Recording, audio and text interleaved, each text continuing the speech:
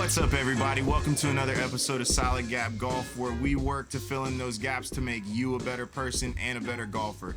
Today, what we're working on, ball contact. The three main issues that I'm having: I'm topping the ball, I'm digging too far into the ground sometimes, and being a right-handed golfer, I send the ball and shank the ball to the right. If you've ever done any of these, you're gonna wanna stick around for this episode. We're gonna be highlighting 10 of Ben Ham, our golf expert's top tips, as well as giving you three main takeaways at the end of the video to help you eliminate one, if not all three of these issues. But first, we've got a major announcement to make. Solid Gap Golf is on the move. We're gonna be traveling to all over the country. We're headed to Davenport, Iowa, the Quad Cities. If you're in the Davenport area, please leave us a tip below. Let us know a golf course or an area we need to go check out. We're gonna be up there for 2 weeks filming. Then we're back down here, reset, and then we're out. If you wanna see us in a town near you, let us know. So if you've got a place where you wanna see Solid Gap Golf go, somebody you wanna see us talk to, an issue that you wanna see us bring up, let me be your voice. Let me see what you've got. Leave a comment below. Let us know where we're going. And also hit that subscribe button and hit that bell so you don't miss out on any of the crazy Solid Gap adventures, tips, tricks, and anything else coming down the pipeline your way. Now let's get to the real reason you came, those sweet golf tips. Pick it up, pick it up, pick it up, pick it up. You see the drippy, I'm fitted up. Hop in my car and the giddy up. Secure the bag, yeah, I get the bus. Pick it up, pick it up, pick it up. How you felt like contact and stuff is good. Been topping pretty decent amount of balls, and I'm digging way too far into the ground like we talked about. And a result of that is just your body gets a little lazy from the top, and then it's just easier just to throw it down instead of from here. Everything needs to be connected. So we got to get it where you're getting your upper body and your lower body synced up instead of let me just throw it down and then try to turn. All right, so you have that ball set up right on the heel of the club. We want to be, so back up just a little bit. I want it when it looking down at it, it looks like it's right on the toe right there. Okay. And then remember, we still want to feel like our path is going out to the right on the downswing. Better, you got more loft out of it. Maybe it's a little bit shallower. Okay. So see how you were digging down with that? That's not as bad. Still felt like I was coming this way, Yeah. like I'd. But that's more of this instead of this. So we want Yeah, more. that's where you want to, looking down at it, want to feel like you're looking right on it. The ball's kind of lined up on the toe. Okay. In reality, it's not. It just kind of looks that way. Because if you're lining up on the heel, it's going to force you to kind of come over the top of it, or you're going to start shanking it because you're hitting it right up. Well, I always thought that you were supposed to hit heel first and it digs in. No, because what'll happen, especially with the longer clubs, if you're lining it up like this, now when I lift that club up, see how it automatically moves it right there? Right. If you hit it right there every time, that's going to be a shank. Whereas if I'm lining it up on the toe and I lift that up a little, now I'm dead center. So you want to be, with your irons and wedges, you want to use the bounce of the club. If you start digging in with the heel, that's where you're going to start getting these fans that are going to the right. You start getting toe heavy, which is kind of how you see it's a little bit steeper and deeper on that toe side as opposed to a little bit more shallow. This is a great time to remind everybody about our sponsor. WildThingsShop.com is a massive online golf supply superstore. They have the best pricing combined with free shipping on all orders over $150. Not only do they provide some of the best golf products in the world, but they also provide customizable work on those products. Almost every single item on their website can be customized with your logo on it. WildThingsShop.com also has exclusive access to millions of other customizable items that aren't golf related. So if you don't see what you have in your head, message them now. They'll do the work to make your dream a reality. WildThingsShop.com, your golf supply superstore and more. Let your wild thing loose. So it's trying to keep that club face as square as possible in that position, and we're sweeping the grass through, but you want to get your whole body through. So here, relax that front arm just a little bit. Because again, we don't have to be... Yeah, I feel like I'm loaded. Yeah, we don't want to be super tight with it. We just want, when we take it back, it can be bent a little bit. We just don't want it like this. But sometimes you can get too tense with it. A fast muscle is a loose muscle. If I'm super tight like this, trying to swing fast, it's not going to happen. But it's like, but if I'm just kind of loose, you can get a lot faster with everything. So it's release some of that tension where you're just kind of, that's why last week we had you just kind of Fold the arms in front. let the arms fall down. Same kind of thing. You don't have to necessarily keep that left arm so tight. And again, no rush back to the ball. All right, we don't want to get ahead of ourselves. So set up just like that. 1, 2. We want our tempo. Times that you swung nice and easy, you hit it just as far as when you try to swing hard. There you go. Tempo. Does your head ever move in front or behind the ball while you're swinging, or do you just try to keep it as still as possible? You try to keep it as still as possible. When your head starts moving off the ball, that causes thin shots, that causes heavy shots. Just try to keep it as close as you can.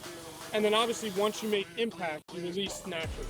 There's a drill, I don't know, I mean, it's very difficult to do. You would set up like you're normally gonna hit it, and you start off and it's like a pendulum drill.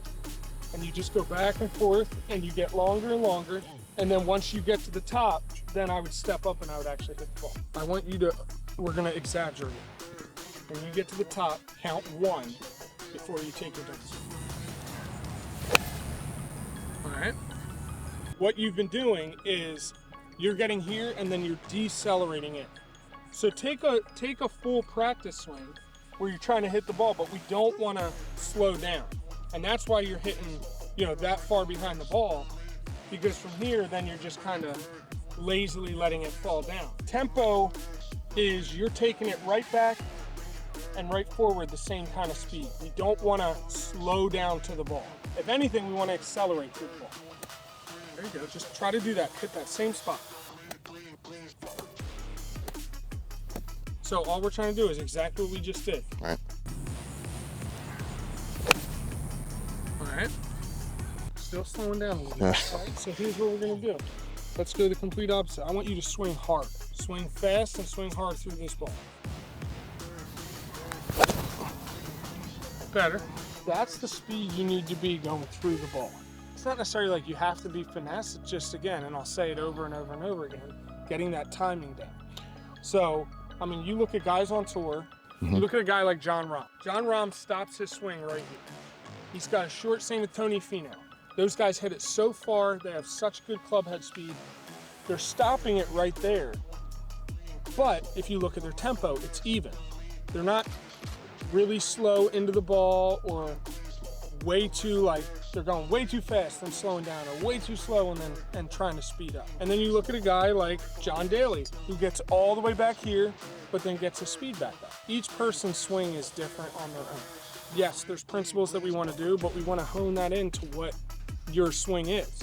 So if you feel comfortable going a little bit further back, all we have to do is try to get that timing down to where everything's synced up. Now, just in the simple fact that I know I'm taller than most in general, and I don't have any of these things lengthened to my length, would it be an advantage for me to go and figure out, like, do I need longer clubs? I always tell people, if you're, I mean, especially if you're really trying to get into this and do this the right way, the best thing to do is get fitted for clubs. I wouldn't say like, okay, you have to get all new clubs, but who knows, you might need to have a 1/2 inch extension on your club. It's not like you're sitting down too much. I don't really think the issue is the length of clubs right now. Okay. Tempo.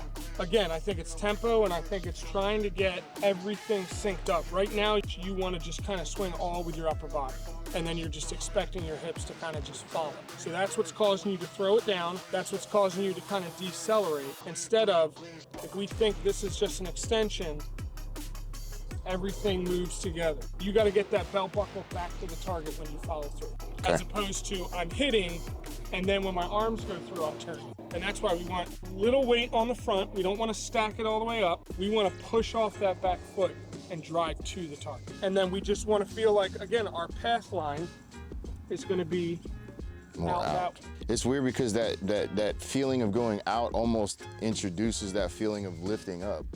Like, if as far as like, cause feeling like I'm going down, I feel like I'm staying down here, but if I feel like I'm going out, I feel like I'm gonna be. It's more of trying to get those hips to fire through.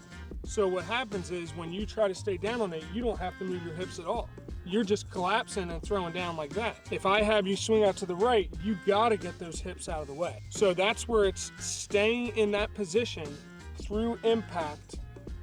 And then once you're hitting, you're coming through with it. That's where it's just holding on a little bit longer in your position through impact. When you get to the ball, you want to collapse that way. So your tendency is this. You're collapsing that leg and you're bending that leg to try to get the ball up. Instead, we wanna, this leg should be straightening out and you're pushing off. That's how you stay in that position. If we go like this every time, that's why you said you feel like, man, I feel like it's forcing me to come up. Right. Because you're just hanging back on it instead of smothering, and when you're getting to the ball, then everything is that position. If you look at videos of any tour player, almost is like they're jumping off the ground, but they're straightening everything up right there. Yeah, that's the craziest part, is because I watch them throw themselves, and yet their hands don't ever leave that same plane that they were when they started. And I'm like, I feel like as soon as I do this, I instantly am gonna top the ball. Again, a lot of that is just speed. So that's why a lot of them, they get out of the way and they know everything's gonna catch up. That's what makes golf hard, is if my lower body's moving, I'm not gonna just let everything else come up. I gotta still stay in that swing just a little longer and then release them.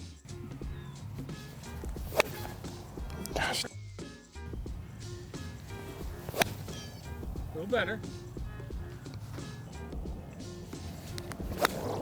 There you go. No. All that is again, it's just slowing down a little. Yep. Come on, man. I got yelled at yesterday for making a divot that was like apparently too deep, or like, I don't know. And this is a PSA to everybody that goes to driving ranges. There we go. So always try to put the ball kind of right behind Right. and do lines like that. If you look where they'll put a ball here, they'll hit. Then they'll put a ball here, they'll hit. They'll put a ball here.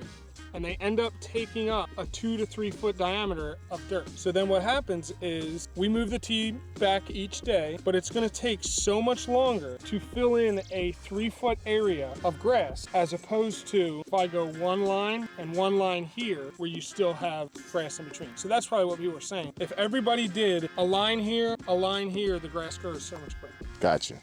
Okay. But yeah, feel like it's, again, we're here, back and forth. Lead with that. Lead with this hand through. We don't want to sit there and flip it. Okay. There you go. All right. I do it with my wedges when I come out and practice. I literally, in my head, I go tick, tock. Okay. So yeah, sometimes if you feel like, all right, I'm kind of all over the place, just go back to the basics.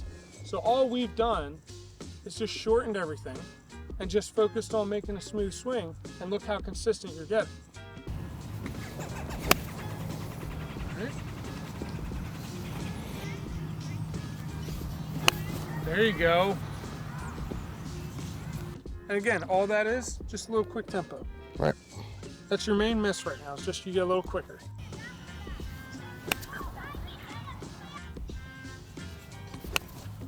There you go. What I want out of this is we're consistently just making good contact. I don't care how far you're hitting it, how fast you're swinging. I just want 90% of the time, or whatever, majority of the time, you're just hitting a consistent ball flight. There you go. On. There you go. On. Do you grip relatively hard? Like when you do you hold So, loose grip? The easiest way to describe it, the pressure of your hands on the grip should be like you're holding a bird. You don't want to like crush it, but you don't want it to fly away. Okay. I've been killing that bird. I've been fucking strangling that bird. Okay, on a scale from 1 to 10, as 10 being like a death grip and 1 being like you could just pull it right out of there, you want to feel like you're right around a 6. Because again, that helps take out that tension, just kind of feel like it's more even keel, relaxed. You have a nice even flow. You're still controlling where you don't want it like... See, that's where I feel like I lose my control, is like I feel like when I mix that with staying loose, like loose grip, loose that, because I feel like if I tighten up, I'm like, okay, well, then you're gonna, because I feel like I'm slowing down. If you're tightened up, you can't do anything other than how tight you are right there. Right. It's gonna stay in that position. If you're just a little bit more neutral with it, I don't have to do anything. That club's just gonna take over itself. There we go. It's the hip thing. I just need to work about, like, concentrate the hips, turn the body with it. And again, we're breaking habits that you've had, so now it's trying to get it feel comfortable. And it will, you just, again, repetition, repetition, repetition. Well, also knowing the mechanics, like having to have the ball out here is a huge difference compared to here. You've said before with the driver, all right, you hit your driver and it always goes right. If you're lining it up on the heel with the driver, it's gonna go right almost every single time. Because it's forcing you have to kind of come across it, and now you're playing a big cut. As opposed to, if we're having it right there, it allows me to swing out to the right and kind of get that little draw spin on it. I've been slicing every driver so far. Like, I stopped using it a couple weeks ago. I was like, I just did a whole round with just irons. I shanked the 2 first tee shots and I was like, nope, not today. Here you go. Don't anticipate, oh, once I hit the ball, I'm stopping. You got to be swinging through the ball. So when we're swinging through the ball, we want to feel like we're still extending through. We're not going and flipping the wrist. That's where I said the momentum, once you hit that ball, everything will collapse. You're not going to just stay like this and then just keep walking the whole way. But make sure we're extending through towards the target.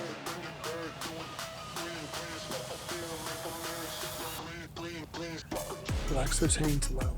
There we go.